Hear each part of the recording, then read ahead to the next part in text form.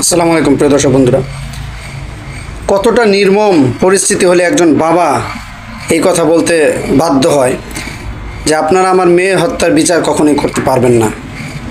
আপনারা যারা তার সাক্ষাৎকার দেখেছেন, ভিডিও ফুটেজ দেখেছেন, আপনারা তারা বুঝতে পারবেন এরকম নিষ্পাপ প্রাণ আর কত নিষ্পাপ প্রাণ বাংলাদেশে এভাবে করে যাবে।